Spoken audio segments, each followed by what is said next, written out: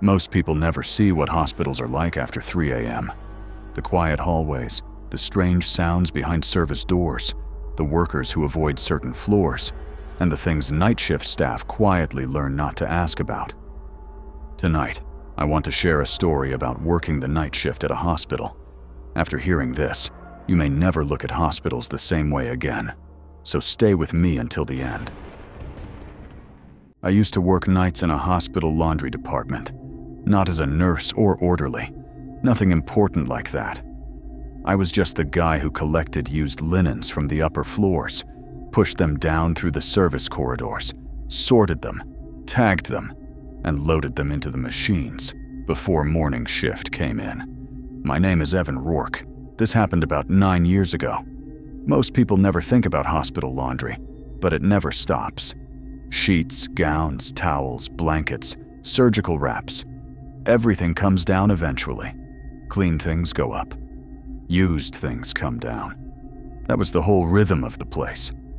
My shift started at 11 at night and ended at 7 in the morning. By then, the hospital felt like two different buildings sharing the same walls. Upstairs, there were patients, monitors, and nurses moving quietly between rooms. Downstairs, where I worked, it was all pipes, concrete, humming machines, locked storage rooms, and long corridors painted the same dull off-white color. You got used to the smell first. Bleach, warm cotton, old water, metal. Sometimes something sour from a bag that had been left too long. The laundry room itself was loud, but not in a dramatic way, just constant. Dryers turning, washers filling, steam vents are knocking. The old fluorescent lights were buzzing overhead like they were tired too. I liked the work because nobody bothered me much. There were procedures for everything. Gloves on before opening any linen bag, red bags separate, blue carts for clean, gray carts for used. Log the floor number, log the time. Check the chute room at 1, 3, and 5. Never overload the elevator. Never leave a cart blocking a fire door. Simple rules. That kind of job can make a man calm or numb. I'm still not sure which one happened to me. The service elevator was the worst part. It ran from the basement laundry area up to every floor, but it didn't open into the public hallways. It opened into small back rooms with utility sinks, supply shelves, and linen closets. Most of them smelled like mop water and plastic packaging. At night, those rooms felt separate from the hospital. You could hear people on the other side of the doors sometimes, a nurse laughing quietly, a patient coughing, wheels passing by. But inside the service rooms, everything sounded far away, like it belonged to another building. I had a routine. Start in the basement. Take the empty gray cart up to the 5th floor. Collect used linens from the chute room. Take the stairs down 1 floor at a time if the load was light. Use the elevator if it was heavy. Bring everything back down, sort it, wash it, repeat. Nothing about it was complicated. You just had to pay attention. Hospitals have their own kind of silence at night. It is not peaceful, it is controlled. Machines beep softly, doors click, vents breathe. Somewhere, someone is always awake. You learn which sounds are normal and which ones mean you should stop walking. A bed alarm, a dropped tray, a voice calling from a room that should be empty. Most of the time, it was nothing that involved me. The first small thing happened in the 3rd floor chute room. I remember it because it was raining that night, and rain always made the lower corridors smell stronger. Water came in through some bad seal near the loading dock, and the whole basement had that damp concrete smell. I took the service elevator up at 1:05 a.m. The 3rd floor was quiet. The little utility room light flickered once when I stepped in, then stayed on. That happened all the time. I pushed the cart to the chute door and unlocked it. There was already a linen bag sitting on the floor. That was not unusual. Nurses were supposed to drop bags down the chute, but sometimes they left one beside it if the chute was jammed or if they were busy. I picked it up by the neck to check the tag. No tag. That was the first thing. Every bag had a tag. Floor, wing, room range, time. Even if someone was rushing, they usually wrote something. This one had nothing. I stood there for a second, holding it. It was heavier than it looked, but not full. The fabric inside shifted slowly, like wet sheets settling. I told myself someone forgot. I tied a temporary tag on it, wrote 3F unknown, and loaded it into the cart. Then I heard the chute door behind me move, just a soft metal click. I turned around. The door was shut. I had closed it. I remembered closing it. Still, the handle was moving a little. Not much, just enough that the latch tapped once against the frame. I waited. Nothing. No footsteps outside. No voice. No nurse pushing in with another bag. I reached over and pulled the handle. Locked. I don't know why that bothered me. Old buildings shift. Air pressure moves doors. Elevators create drafts. You tell yourself these things because they are usually true. I took the cart back to the elevator. Before I left, I looked at the linen bag again. The temporary tag I had tied to it was gone. I checked the floor, the cart, under the wheels. Nothing. The bag sat there among the others, plain and closed, with no tag at all. I should have written it in the log. I didn't. I brought it downstairs and sorted it with the rest. When I opened the bag, it was empty. Not low, not miscounted. Empty. Just a damp cloth bag with nothing inside. I remember standing beside the sorting table with one glove still inside the opening, feeling stupid for how long I stared into it. After that, small things started happening in the service rooms. Nothing big. A cart would be turned slightly from where I left it. A clean towel stack would have one towel folded the wrong way. The elevator would stop on the second floor, even though I had pressed basement. Once on the fourth floor, I found a hospital gown hanging from the inside handle of the supply room door. Clean, dry, tied neatly at the neck, like someone had placed it there with care. I asked around the next night. Nobody knew anything. That was common in hospitals. Nobody knows anything unless there is paperwork attached to it. So I let it go. For a while, I let all of it go. But I started paying closer attention during my rounds. Not because I was scared. Not yet. It was more like irritation. Like the building had developed a bad habit, and I wanted to catch it doing it. The one thing I could not ignore was the elevator. It had always been slow, but around that time, it began arriving before I called it. I would step into a service room with a full cart, reach for the button, and the doors would already open. Empty inside. Lights on. Fan humming. Waiting. At first, I thought someone else was using it and getting off just before I arrived. But that didn't make sense after midnight. Housekeeping used the east elevator. Kitchen used the freight lift. Maintenance had their own access. This one was mostly mine. One night, just before 2, I came out of the 5th floor linen room and found the elevator open again. Inside, on the floor near the back wall, was a single pillowcase, folded once. I didn't touch it right away. There was no reason for it to be there. Clean linens came wrapped in plastic. Used linens came in bags. Loose items were not supposed to be sitting in the elevator. I picked it up with 2 fingers. It was warm. Not dryer warm. Not like it had just come from the laundry. Body warm. I put it in the cart and stood there listening to the elevator fan. Then the lights inside blinked once. Just once. I stepped back, and the doors closed without me pressing anything. After that, I started taking the stairs whenever I could. That sounds dramatic, but it wasn't. It only added a few minutes. Most loads were manageable. I told myself the exercise was good for my back. The truth was, I didn't like standing in that elevator anymore, especially when it passed the 2nd floor. There was something about the 2nd floor service room that felt different from the others. It was colder. always colder, even in summer. The sink had a slow drip that maintenance never fixed, and one of the shelves had been pushed too close to the wall, leaving a narrow gap behind it where dust collected. I hated that gap. I don't know why. There was nothing in it. I checked more than once. Still, whenever I entered that room, my eyes went there first.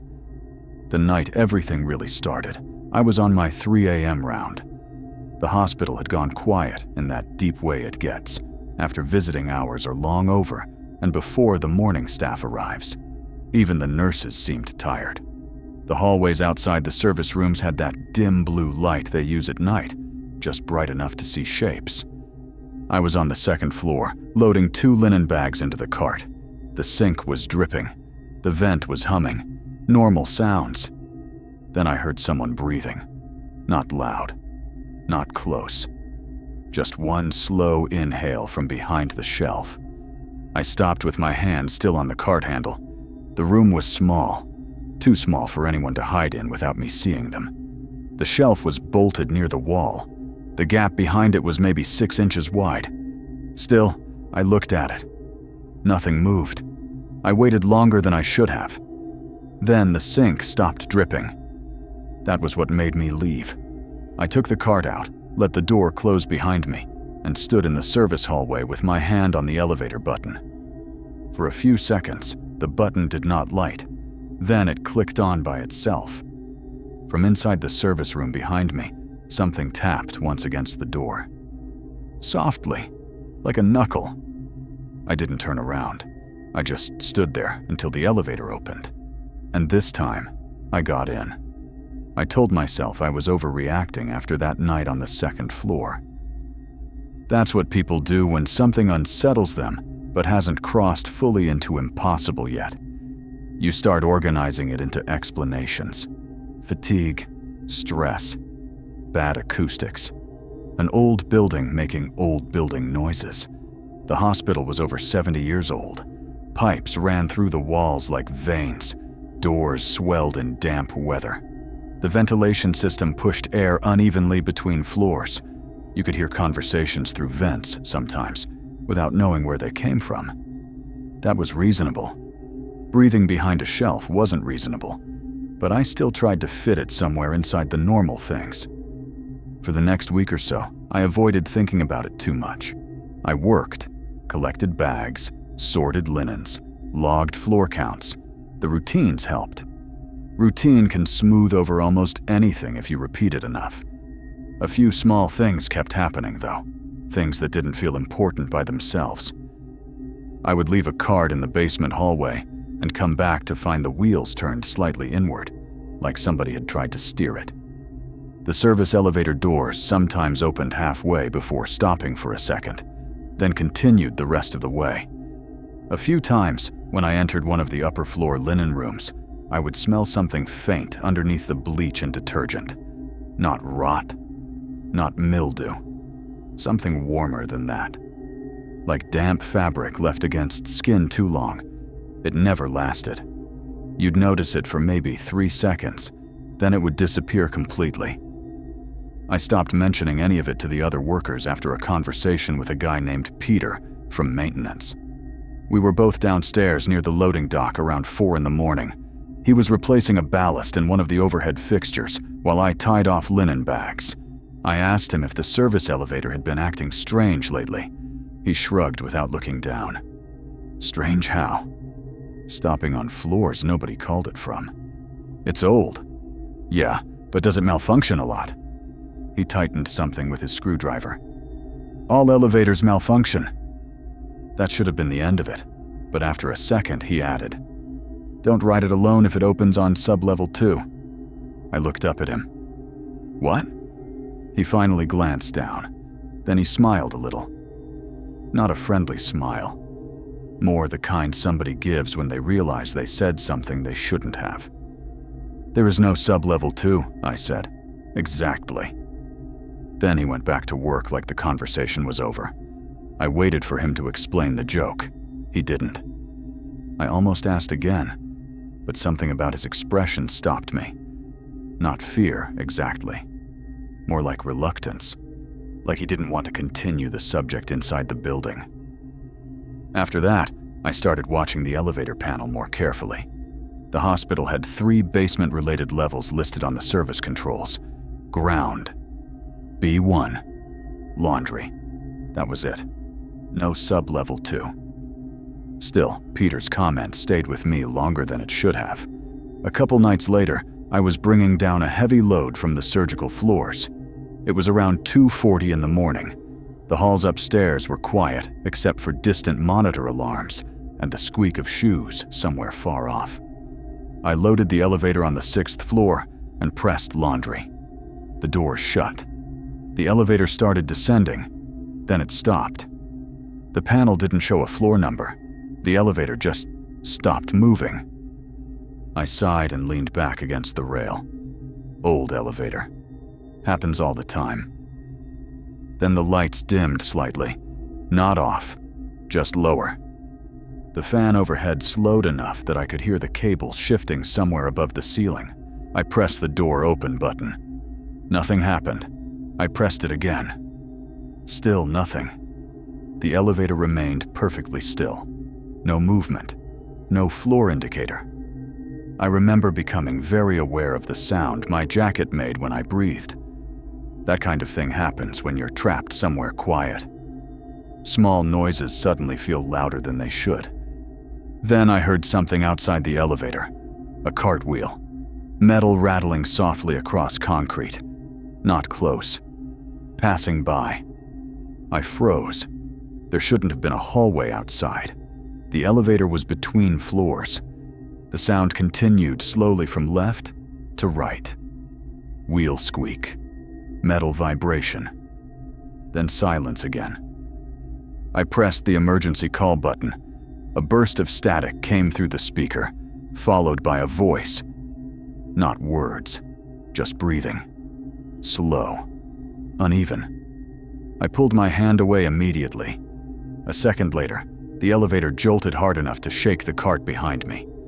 The lights brightened, the fan sped back up, and the floor indicator changed to B1. The doors opened normally. I stood there for a second without moving. The basement hallway outside looked exactly the same as always. Pale lights, concrete floor, yellow safety stripe near the wall. Empty. I got out fast. I told myself it had been radio interference through the emergency speaker. Somebody is pushing a cart nearby on another floor. Mechanical issues were stacking together in a way that felt worse because I was tired. But I noticed something while unloading the linens. One of the bags near the back of the cart had a fresh, wet streak running down the side. Not water. Thicker. Dark. I cut the tie open, expecting to find a leaking biohazard bag inside by mistake. There was nothing unusual in it. Just sheets, towels, hospital gowns, all dry. No source for the stain at all. I washed my gloves twice afterward anyway. After that night, I started using the stairs almost exclusively. Not because I believed anything. I just didn't want to deal with the elevator stopping again. The problem was the stairwells were worse in their own way. Hospitals sound different through stairwell doors. Every floor leaks noise differently. Some floors were busy even at night. Others felt almost abandoned. You could stand between floors and hear televisions murmuring somewhere far away. Phones ringing. Somebody crying softly in a room you couldn't see. And sometimes, nothing. Absolute silence. The second floor landing became one of those silent places. Not every night, just sometimes. You would open the stairwell door and immediately notice the absence of sound. No vent hum, no distant monitors, no footsteps. Like the whole corridor had been muted. The first time it happened, I actually checked whether the door had closed fully behind me, because the silence felt sealed somehow. The hallway lights were still on. The nurses' station down the corridor was occupied. I could see people moving, but no sound reached me. Then, halfway to the service room, everything returned at once. Phones, shoes, machine beeps, air vents. all of it rushing back so suddenly it made my ears hurt. I stopped walking. One of the nurses passing by looked at me strangely. "You okay?" "Yeah," I said quickly. "You looked dizzy." "I'm fine." She nodded and kept moving. I finished the collection and went downstairs without taking the elevator. The strange thing was how quickly you adapt to things when they happen repeatedly. Within another week, I had unconsciously changed my routines. I avoided the second-floor service room unless absolutely necessary. I stopped looking directly into reflective surfaces down there. The stainless steel doors around the laundry area reflected shapes strangely sometimes at night. I started keeping my eyes lowered when passing them, not out of fear exactly, more out of caution, like avoiding eye contact with someone unstable on public transit. There was one reflection in particular I began noticing near the laundry corridor intersection. A figure, always at the edge of the metal, never fully visible. At first, I thought it was me catching my own movement from the wrong angle. But eventually, I realized the timing was off. I would stop moving. The reflection would continue for half a second longer. Not dramatically, just enough. Enough to make your stomach tighten before your brain catches up. One night around 3:30, I was sorting linens alone downstairs when the overhead speaker system crackled on. That happened often enough. Security announcements, maintenance calls, codes. Usually there was a beep first. This time there wasn't, just static. Then a voice said, "Transport to lower corridor." Very calm, very clear. Then silence again. I waited for the usual follow-up. Nothing came. A minute later, the speaker clicked off. I kept sorting for another 30 seconds before realizing something. There was no lower corridor. Not officially. I checked with security the next night. The guard at the desk looked confused. No announcement went out around that time. "You sure?" "We log all pages." He checked the computer. Nothing. I almost let it go. Then I asked him something else. "Have you ever heard of Sub-Level 2? His expression changed slightly, only for a second. Then he leaned back in his chair. "Who told you that?" "Nobody." He looked at me for another moment before answering. "This hospital's been renovated too many times. Old tunnels, old storage sections, old utility routes. People make up stories." "What kind of stories?" "Night shift stories." He said it casually, but not casually enough. Then he changed the subject. That same night, around 4:10 in the morning, I found the elevator waiting for me again. Doors already open. Empty inside. The lights looked dimmer than usual. I should have taken the stairs. Instead, I pushed the cart in and pressed laundry. The doors closed. For a while, everything was normal. Then the elevator kept descending after B1. The panel should have switched directly to laundry. Instead, the floor indicator went blank. The motion continued downward. Slow. Steady. Longer than it should have. I stared at the panel without breathing. The elevator did not jerk or malfunction this time. It moved smoothly, like it was going somewhere intentionally. Then it stopped. The doors stayed closed. For a few seconds, nothing happened. Then I heard movement outside. Not carts, not footsteps. Fabric, dragging softly across concrete, very close to the doors. I stood completely still. Something brushed against the other side of the elevator. Slowly, like a person leaning their weight across the metal. Then came a sound I still think about sometimes when I wake up too early. Not a voice, not exactly. More like someone trying to remember how voices work. A low murmur, several tones overlapping slightly out of sync with each other. The elevator doors trembled once, very gently, and then the floor indicator lit up again. Laundry. The doors opened. Basement hallway. Normal lighting. Empty. I pushed the cart out immediately. When I looked back, the elevator doors were already closing. Just before they shut completely, I noticed something inside near the rear corner. A damp hospital gown hangs from the handrail. Very still, as if someone inside it had just stepped out. I told myself I was overreacting after that night on the second floor. After the elevator incident, I stopped sleeping properly. Not insomnia exactly. I still slept, just not deeply. I would wake up to small noises in my apartment, thinking I had heard the service elevator bell. Sometimes I'd dream about hospital corridors, without anything actually happening in them. Just long hallways, with fluorescent lights humming overhead, and doors standing open a little too far. Then I'd wake up feeling like I'd forgotten something important. At work, I became quieter. The other night, staff noticed it before I did. "You good?" One of the kitchen workers asked me near the loading dock one night. "Yeah, you look exhausted." I am exhausted. That answer seemed acceptable enough. Hospitals are full of tired people. Nobody questions it too hard. I started timing my rounds differently after that. I avoided being alone on the upper floors whenever possible. If I heard carts moving nearby, I waited until I saw who was pushing them before entering a corridor. And I stopped using the elevator entirely between 2 and 4 in the morning. That time window felt wrong somehow. Not dangerous in an obvious way, just thinner. Like the building settled into a different shape during those hours. For a while, avoiding the elevator seemed to help. Things became quieter again. Not normal, just manageable. Then the transport carts started appearing.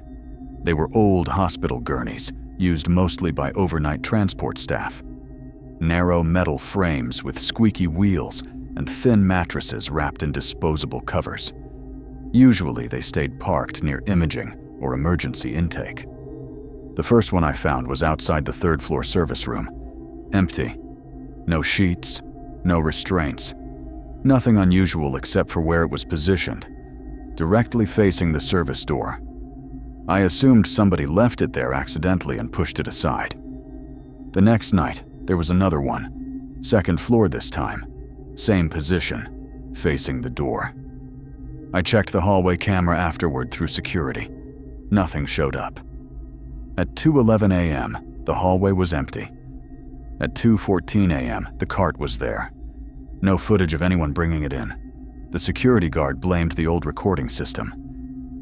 Frames skip sometimes. 3 minutes of frames? He shrugged. System's garbage. I nodded like I accepted that answer. I didn't. The strange part was how clean the carts were. Hospitals are never truly clean if you work there long enough. Wheels collect dust. Metal stains. Sheets wrinkle. These carts looked untouched, not newly cleaned. Unused. Like they had been stored somewhere without air or dirt reaching them. One night, I checked the inventory room downstairs, where old transport equipment was kept. There should have been 8 gurneys. There were 6. I checked twice. No sign-out forms, no maintenance tags, just missing. I almost mentioned it to the administration, but I already knew how that conversation would go. They would ask whether I had checked every floor, whether the day shift moved them, whether transport staff borrowed them, and maybe they had. Maybe. Still, I started noticing something else around the same time. The carts never appeared before 2 a.m., never after 4, always during that same dead stretch of night. One Thursday, around 2:30 a.m., I was bringing linens down from oncology using the east stairwell. I remember hearing rain against the narrow stairwell windows. The weather had turned colder by then. Windy. The building creaked more during storms. I reached the second-floor landing and stopped. A transport cart was sitting in the hallway outside the stairwell door. Not unusual anymore. What bothered me was the sound. The wheel was moving slightly, just enough to squeak once every few seconds. I stood there listening. Squeak. Pause. Squeak. The hallway itself was still. No airflow strong enough to move a cart. No one nearby. I opened the stairwell door carefully. The cart stopped moving immediately. I don't know why that unsettled me as much as it did. Maybe because it felt aware. Not alive. Just aware. I pushed past it without touching it and headed toward the service room. The corridor lights seemed dimmer that night. Not flickering, just weaker somehow. The far end of the hall disappeared into a kind of gray haze where the lights spaced too far apart. As I unlocked the service room door, I realized something else. The hospital sounds were gone again. No phones, no voices, no monitors. Nothing. Just the distant hum of ventilation. I stood very still. Then I heard the wheel behind me squeak once. Closer. I turned around. The cart had moved. Not far. Maybe 2 feet. Still facing me. I stared at it for a long moment. Then I laughed quietly to myself. Not because it was funny. Because sometimes your brain reacts that way when it refuses to accept what your eyes are telling it. I walked toward the cart slowly. The closer I got, the colder the hallway felt. There was a sheet on it now. I am absolutely certain there had not been one before. Thin white hospital sheet tucked neatly over the mattress. The shape underneath it was flat. Probably folded blankets, I told myself. Or supplies. Or literally anything reasonable. I reached for the edge of the sheet, then stopped. Because something underneath shifted very slightly. Not enough to lift the fabric, just enough to disturb it. Like a slow breath leaving a chest. I stepped back immediately. At the far end of the hallway, one of the patient room doors opened halfway. A nurse stepped out. The normal hospital sounds rushed back all at once. Phones, machines, footsteps. The hallway lighting looked normal again. I looked back at the cart. Empty mattress. No sheet. Nothing underneath. The nurse glanced at me. "You okay?" "Yeah," I said automatically. "You sure?" "Just tired." She nodded sympathetically. Everybody accepts tired in a hospital. I pushed the cart into an alcove and went downstairs without collecting the second-floor linens. Nobody mentioned it later. The next serious incident happened in the basement laundry corridor. That corridor connected the laundry room to the old storage sections near the maintenance tunnels. Most of those rooms were locked permanently. Some still had faded department labels from decades earlier. Archives, supply holding, morgue, access, things like that. Half the signs were outdated. One of the older workers told me parts of the basement used to connect to buildings that no longer existed. I believed it. The place felt layered, like renovations had buried older sections without fully removing them. Around 3:15 one morning, I was returning an empty linen cart when I saw somebody at the far end of the corridor. Just standing there, tall, wearing pale hospital scrubs. At first I assumed it was a patient who got lost somehow. That happened occasionally. But something looked wrong immediately. The posture. Too still. Arms hanging straight down, head slightly tilted. The corridor lights overhead didn't fully reach that far, so the figure remained partly in shadow. I stopped walking. "So can I help you?" I called. No response. The figure remained motionless. I took a few cautious steps forward. That was when I realized the scrubs were backward, not inside out. Backward. Like someone had put them on incorrectly without understanding how clothes work. The neckline hung strangely across the spine. The pants' seams twisted around the legs. I felt my skin tighten across the back of my neck. "Hey," I called again. The figure moved. Not toward me. Away. But not walking. It drifted behind the corridor corner too smoothly. No visible shift of weight. No footstep sound. Just movement. I reached the corner maybe 5 seconds later. Nothing there. No doors open. No side hallways. Just an empty corridor ending at a locked maintenance gate. I checked the gate anyway, still chained. When I turned back around, one of the transport carts was sitting halfway down the corridor behind me, facing my direction. I left it there. By then, I had started keeping things to myself almost completely. Not because I thought people would mock me, because saying things out loud made them feel more real. And deep down, I think I was still hoping exhaustion explained all of it. Then came the patient transport request. That was what finally pushed everything past denial. It happened just before 4 in the morning during one of the quietest nights I can remember. No storms, no heavy admissions. The hospital felt drained and sleepy. I was in the laundry room folding clean blankets when the overhead speaker crackled. Then a voice said, "Night transport to lower receiving." No room number, no extension. Just that. I froze with the blanket still in my hands. Lower receiving. Another place that did not exist, at least not officially. Nobody else in the laundry room reacted, because nobody else was there. The speaker clicked off. A few seconds later, I heard cartwheels somewhere in the basement corridor. Not squeaking this time, rolling smoothly, slowly approaching. I stood there listening. The sound stopped just outside the laundry room entrance. Then came a soft knock against the metal door frame. 3 taps. Gentle. Patient. I didn't answer. Another pause. Then the wheels began moving again. Past the laundry room, further down the corridor toward the locked storage sections. I waited until the sound faded completely before stepping out. The corridor was empty. But one thing had changed. The old maintenance gate at the far end was open. I should have reported the gate immediately. That's the normal response, right? Locked maintenance access, standing open at 4 in the morning in a hospital basement. Any reasonable person would call security first and let somebody else deal with it. Instead, I walked toward it. I've thought about that a lot since then. Not because I was brave. I wasn't. I think by that point, I needed something solid.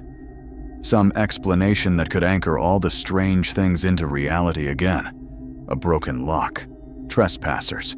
Maintenance workers are forgetting procedures. Anything human. The corridor beyond the gate was darker than the rest of the basement. Not pitch black. There were still emergency lights running low along the ceiling, but half of them had burned out. The remaining ones cast this dull amber glow that barely reached the floor. The air smelled different too. Not bleach, not laundry steam. Old concrete. Dust. Standing water somewhere far away. I stepped through the gate slowly. The wheels of my linen cart remained behind me in the brighter corridor.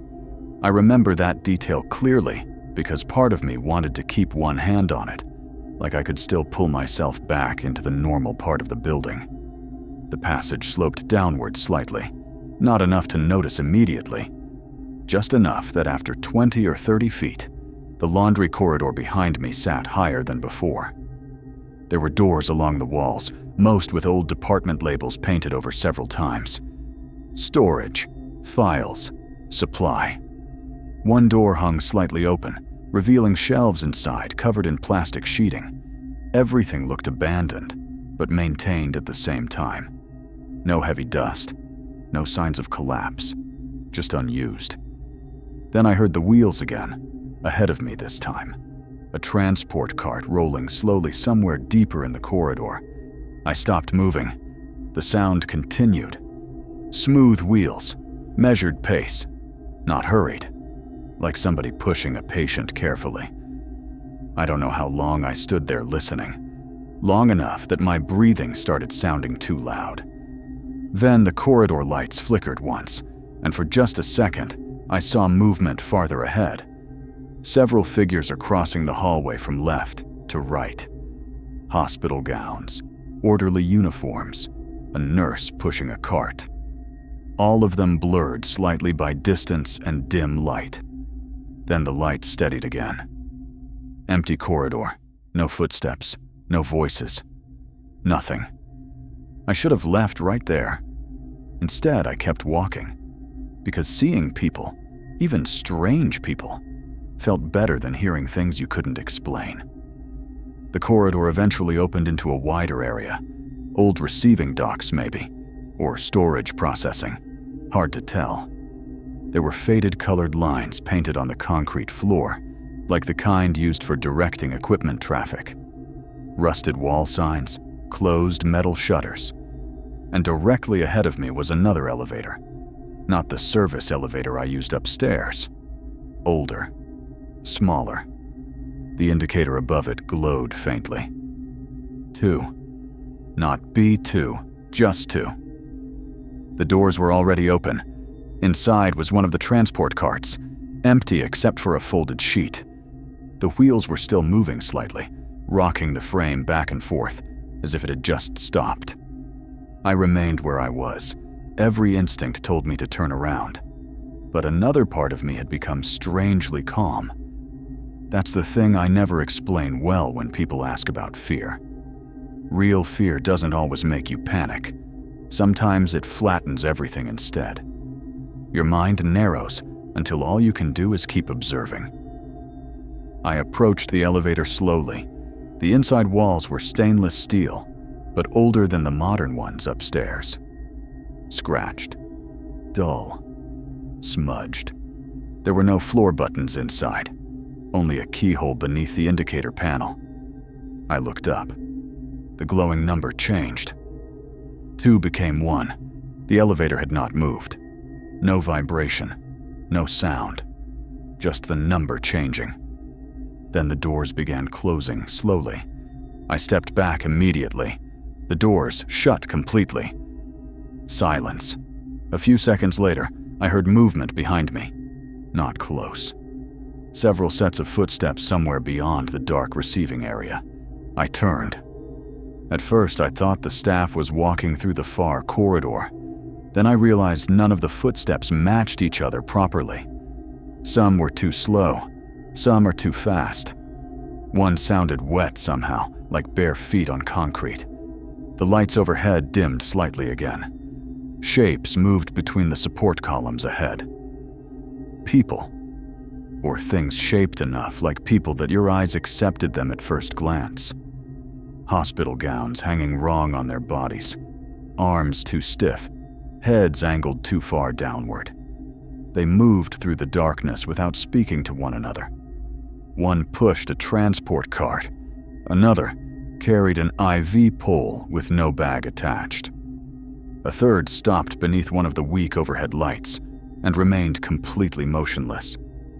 I crouched instinctively behind a stack of old supply crates near the wall, not because I thought they would attack me, because I suddenly understood something much worse. None of them was pretending to be human. They were simply continuing routines, the same way I had continued mine every night. The realization made my stomach tighten harder than anything else had. One of the figures near the light slowly turned its head. Not toward me exactly, toward the brighter laundry corridor behind me, like it had heard the living part of the hospital breathing in the distance. The overhead lights flickered again. For 1 second, the entire receiving area brightened, and I saw there were far more figures than I first thought, standing in doorways, waiting beside walls, moving slowly through intersecting corridors. Dozens, maybe, not crowded together, distributed, like staff working a shift. Then the lights dimmed again. The footsteps continued softly across the concrete. I stayed completely still. One of the transport carts rolled past the opening between crates, about 20 feet away from me. No one pushed it. The sheet covering it rose slightly in the middle, not enough to reveal a body, just enough to suggest weight underneath. The cart stopped. Very slowly, the wheel turned toward my hiding place. I held my breath. The hallway beyond the receiving area suddenly filled with elevator bell sounds, several at once. Soft chimes echoing from different directions underground. Then came voices over distant speakers, distorted, broken by static. Transport ready. Lower ward. Receiving. Fragments overlap each other. The figures around the room reacted. Not dramatically. just movement, the same way hospital staff respond automatically to routine announcements. Several began walking deeper into the corridors. One entered the old elevator. Another pushed an empty wheelchair into the darkness beyond the loading docks. The cart nearest me remained still. Then something beneath the sheet shifted. A hand pressed upward briefly from underneath the fabric. Human hand. Too thin. Fingers bent strangely backward at the joints. I nearly made a sound. Instead, I backed away slowly, keeping low. The movement under the sheet stopped immediately, like it had heard me. That was the moment panic finally broke through. Not screaming panic, not adrenaline, just a deep animal certainty that I should not remain there another second. I stood and moved quickly back toward the laundry corridor, not running yet, trying not to draw attention. Behind me, the receiving area continued its strange, quiet activity. No one chased me. No voices called out. That almost made it worse. I reached the sloping hallway and started moving faster. The lights overhead flickered harder now. Some sections went dark entirely for a second before returning. As I passed the open storage room, I glanced inside accidentally. There were hospital beds in there, old ones, lined up beneath plastic sheets. Every single bed is occupied. Shapes underneath. Still, covered completely. I looked away immediately and kept moving. The corridor behind me remained quiet except for the distant wheel sounds and muffled speaker announcements. Then I heard the elevator bell. Close. Too close. I turned my head slightly while moving. The old elevator at the end of the receiving area had somehow appeared halfway up the corridor behind me. Not physically possible. The doors stood open. Inside, under the dim light, was the same transport cart. Waiting. The number above the doors glowed softly. 2. Then changed again. 1. Then blank. The doors remained open. I started running. Not a full sprint. The hallway floor was uneven and slick in places, but fast enough that my shoes slapped loudly against the concrete. Ahead of me, I could finally see the brighter basement corridor near the laundry section. Normal fluorescent lights, clean tile floor, real hospital sounds faint in the distance. I reached the maintenance gate and nearly collided with it. Closed. Locked. I grabbed the chain, still tight, padlock secured. I just stared at it for a second, unable to process what I was seeing. I knew it had been open. I had walked through it. Behind me, wheels rolled softly closer down the corridor. I pulled at the chain hard enough to hurt my hand. Nothing moved. Then came the voice. Very close now. Not from its speaker. Right behind me, somewhere in the dark corridor. Transport. Soft. Patient. Like someone politely trying to get my attention. I didn't turn around. The wheels stopped. I could hear breathing behind me. Several breaths. Not synchronized. The fluorescent lights above the laundry corridor flickered once. Then the gate latch clicked open by itself. The chain loosened. I shoved through immediately into the brighter hallway and stumbled against the wall. When I turned back, the maintenance gate was closed again. Locked. Silent. No corridor beyond it. Just the normal basement wall and chained access door I had seen every night for years. I stood there for a long time, trying to slow my breathing. The hospital sounds returned around me gradually. All normal things came back. Then the overhead speaker crackled softly, and a calm voice said, "Night transport complete." I finished the rest of my shift after that. People always seem surprised when I say that. They expect me to say, I quit immediately, or ran out of the building, or told somebody everything. But that's not how it happened. The human brain doesn't switch cleanly between terror and action. Most of the time, it just keeps following whatever routine it already knows. So I stayed. I went back into the laundry room. I folded blankets. I signed the inventory sheets. At some point around 5:30, one of the morning workers came in carrying coffee and complained about the weather. I answered him normally. That part bothers me now more than anything else. How normal I sounded. The overhead lights looked too bright by then. My eyes hurt from them. Every sound felt separated from me somehow, like I was hearing the building through glass. I kept expecting something else to happen. An announcement. A cart appears in the corridor. The elevator opens by itself. Nothing did. By 6:30, the hospital had fully shifted into daytime rhythm. Nurses changing shifts. Food carts rolling through the halls. Phones were ringing constantly again. The strange pressure the building carried at night faded almost completely. It always did. That was the part I eventually came to understand. Whatever existed down there belonged to the hours when the hospital became uncertain. Not fully asleep, not fully awake. The dead stretch between one day and the next, where routines continue mostly unattended. Morning erased it, or hid it better. I went upstairs to clock out a few minutes before 7. The security guard at the desk nodded at me. "Long night?" "Yeah. You look rough. Didn't sleep much before shift." He grunted sympathetically and went back to his monitor. I almost asked him about the maintenance gate again. Almost. Instead, I signed out and left through the employee entrance. Outside, the sun was just coming up behind the parking garage across the street. Cold gray light, wet pavement, people carrying coffees into work like any other morning. Normal city sounds, traffic, crosswalk signals. A bus is braking at the corner. I stood there longer than I needed to. Part of me expected the hospital behind me to look different somehow. Older. Wrong. Like I'd see some hidden section of it from the outside. It looked exactly the same. That made it harder to process, not easier. I took 3 days off after that. Told my supervisor I had food poisoning. Mostly, I stayed in my apartment with the television on low just to avoid silence. I kept replaying the basement in my head, the receiving area, the figures moving through routines, the transport carts, and that voice behind me near the gate, not threatening. That was what stayed with me.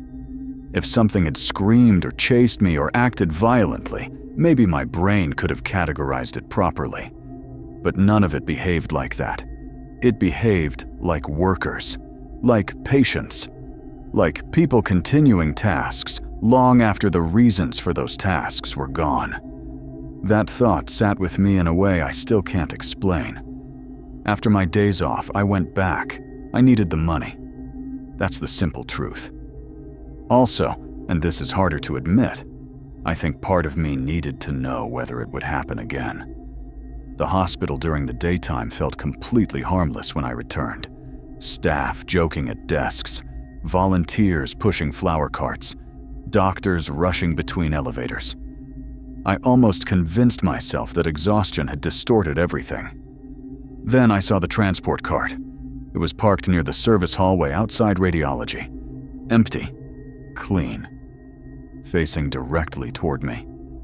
One wheel is moving slightly back and forth. Squeak. Pause. Squeak. Nobody else noticed it. A nurse walked past without even glancing at it. I stood there frozen for maybe 3 seconds before forcing myself to continue walking. Nothing else happened that night, or the night after. The building settled back into small things again. Elevators arriving before being called. Silence swallows certain hallways briefly around 3 in the morning. Occasional overhead announcements that nobody else seemed to react to. Once, while sorting sheets downstairs, I heard distant cartwheels somewhere behind the maintenance wall. I ignored them. That became my strategy. Ignore, observe, continue working. A month later, one of the older laundry workers retired. His name was Walter. 62 maybe. Quiet man. Worked there forever. We were having coffee near the loading dock during his last week when he asked me something strange. "You ever hear the lower corridors at night?" I looked at him carefully. He kept stirring powdered creamer into his cup without meeting my eyes. "What lower corridors?" I asked. "The old ones." I said nothing. Walter nodded slowly, like my silence had answered enough already. "Used to be bigger down there," he said quietly. "A long time ago." "What was?" "The hospital." He took a sip of coffee. "Parts got sealed after the expansion in the 70s. Flooding, structural problems, something like that. Maintenance told me there aren't old tunnels anymore." Walter gave a small shrug. "There are always old tunnels." I waited for him to continue. Instead, he looked toward the service elevators. "You know what the strange thing is?" he said finally. "What?" "They still move patients through there sometimes." I felt my stomach tighten. "Who does?" He looked at me then, really looked at me. And for the first time since I'd known him, he seemed genuinely tired. "Don't go looking for things during night transport," he said softly. Then he stood up and threw his cup away. That was the entire conversation. He retired 2 days later. I never saw him again. About 6 months after the night in the basement, I quit the hospital. Officially, it was because of better pay at a distribution warehouse outside the city. That was true. But it wasn't the whole truth. The real reason was simpler. I couldn't stand the elevators anymore. Near the end, every time the doors opened unexpectedly, I felt my chest tighten. Every time a hallway went quiet, I stopped breathing for a second, waiting to hear wheels moving somewhere nearby. The worst part was that the hospital itself remained completely ordinary during the day. People healed there. Children were born there. Lives were saved there every hour. Nothing about it looked haunted. That word never even felt correct to me. Haunted implies interruption. Something broken is invading the normal world. What I saw felt older than that. Integrated. Like the building had developed another set of routines underneath the visible ones. And sometimes, during the dead hours of night, those routines continued alongside ours. I haven't worked another night job since leaving there.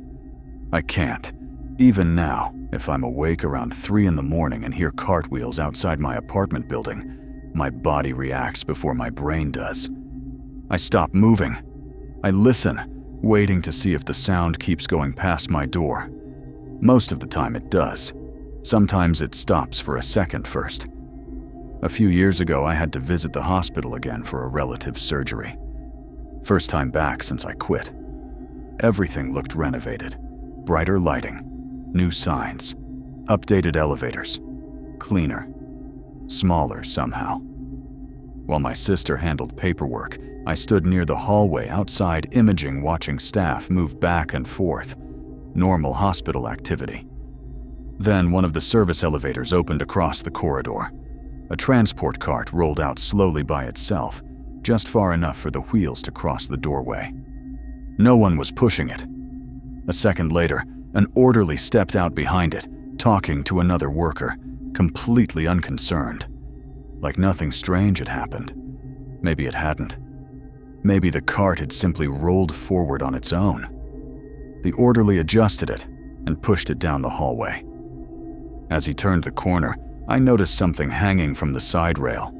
A damp hospital gown, tied neatly at the neck.